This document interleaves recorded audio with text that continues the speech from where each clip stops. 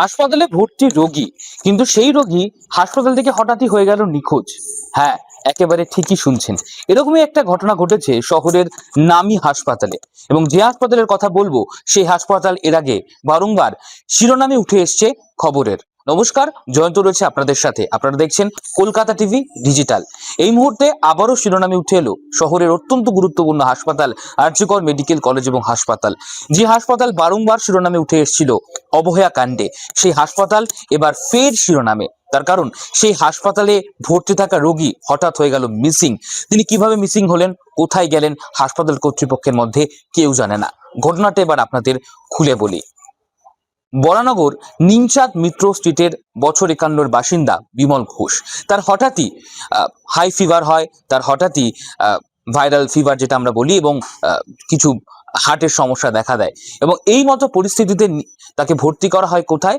বরানগরের স্থানীয় যে হাসপাতাল, স্টেট জেনারেল হাসপাতাল, সেখানে তাকে ভর্তি করা হয়, এবং সেখান থেকে তাকে রেফার করে দেওয়া হয় অবস্থার অবনতির জন্য আরজিকর মেডিকেল কলেজ এবং হাসপাতালে।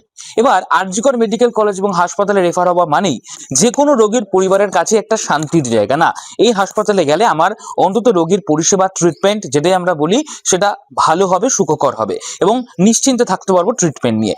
সেই মতো পরিস্থিতিতে দাঁড়িয়ে বিমল ঘোষের পরিবারের লোকেরাও এমনটাই ভেবে কিন্তু তাকে আরজিকর মেডিকেল কলেজ এবং হাসপাতালে ভর্তি করে আসেন।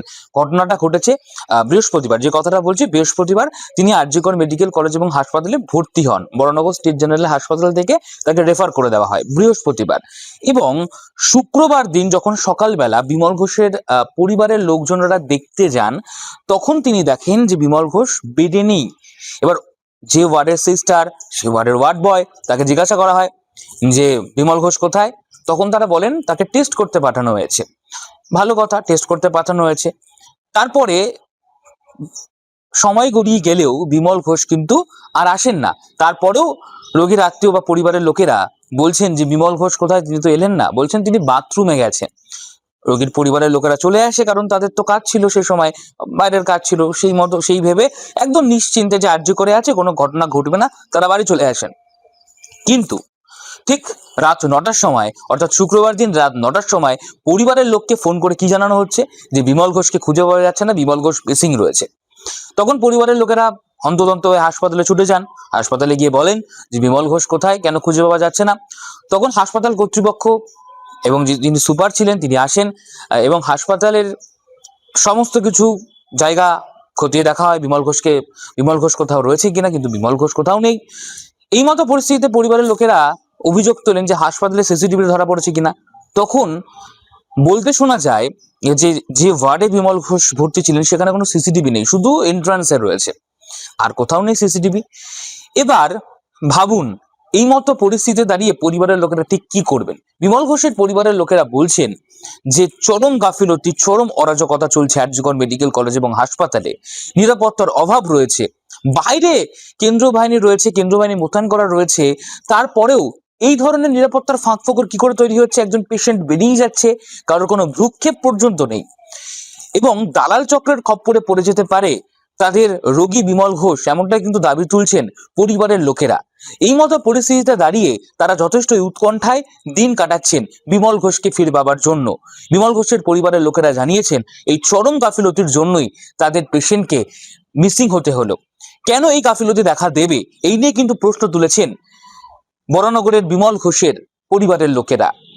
যে আমার কাছেও তথ্য আসে যে দুজন রোগী মিসিং, এবং আমরা পরবর্তীকালে যেটা আমাদের অ্যাবসকন্ডিং রিপোর্ট দেখি যে তথ্যটা পুরোপুরি একদমই সত্যি। যেটা হয় কি আমাদের এখানে অনেক সময়তে যে রোগী almost at the verge of getting discharge, যখন ডিসচার্জ হয়ে যাচ্ছে হসপিটাল থেকে, তার হাত থেকে আমরা চ্যানেল বা যা কিছু তার সরঞ্জাম আমরা খুলে নিচ্ছি, যখন সে হয়তো কোনোভাবে বেরোচ্ছে বাড়ির লোকের সময়, লাস্ট ডিসচার্জ সার্টিফিকেটে যে সাইন না করে তারা হঠাৎ করে চলে যাচ্ছেন। হতে পারে কেউ কেউ এই নিয়মটা জানেন না যে লাস্ট ডিসচার্জ সার্টিফিকেটে সাইন না করলে উনি প্রপার ডিসচার্জ হচ্ছে না, সেক্ষেত্রেও আমাদের অ্যাবসকন্ডিং। কিন্তু এখানেও আজ সকালে পেশেন্ট পরিবার হাসপাতালের কোনো এখানে তো গাফিলতি রয়েছে অনেক বড়, ঠিক আছে, বা ওনার হাতে চ্যানেল করা ছিল, ওই চ্যানেল অবস্থায় কি করে উনি বেরিয়ে যেতে পারে, একটা হসপিটাল থেকে একটা রুগী কি করে বেরাতে পারে, সেটাই আমাদের দাবি। আশঙ্কা করছি যেন তাড়াতাড়ি বাড়ি আসতে পারে আর কি। মানে কি বলবি হাসপাতাল নিরাপত্তা নিয়ে? এত বড় একটা হাসপাতাল, সবাই চিকিৎসা করাতে আছে, বিশ্বস্ততার নিরিখে কি বলবি? প্রচুর বড় গাফিলতি রয়েছে এটার পিছনে।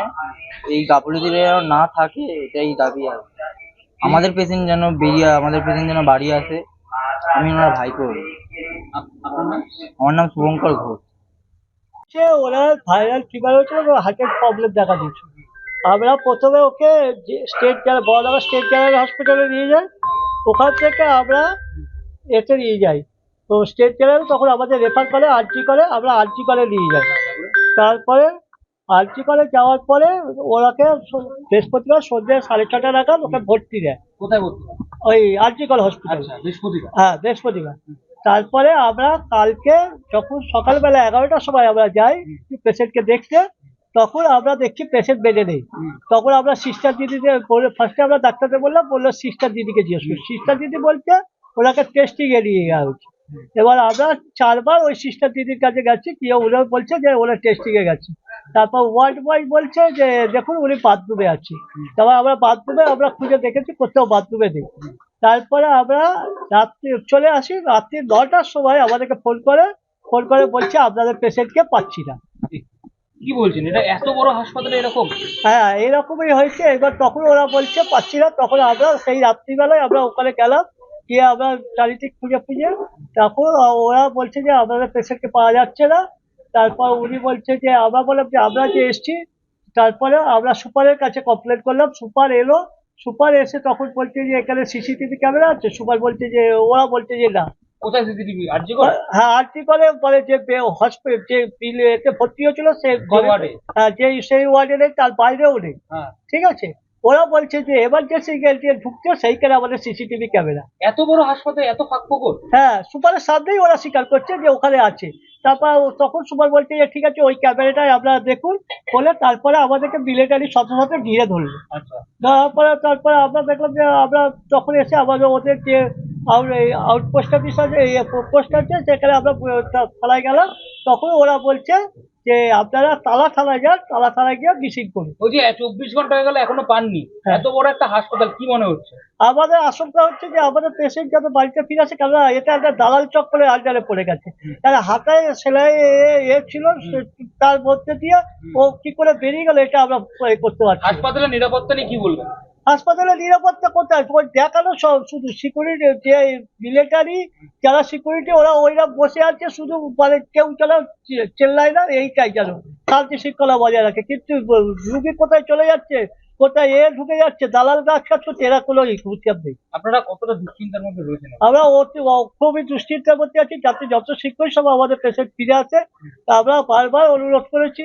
এবার এতে দেখছি আমরা যদি সুপার যদি ওটা আমাদের ফিরিয়ে দেয় খুব ভালো হয়। আপনার নাম? আমার নাম অভিজিৎ ঘোষ, আমি ওনার বয়স কত? 51। নাম ওনার নাম? বিমল ঘোষ, 51 বয়স। আমি কি কাজ করতেন? উনি ওই ভ্যান চালাতো। হার্ট হৃদরোগের সমস্যা? তার হার্টের প্রবলেম হয়েছে। বরানগর থেকে জয়ন্ত, কলকাতা টিভি।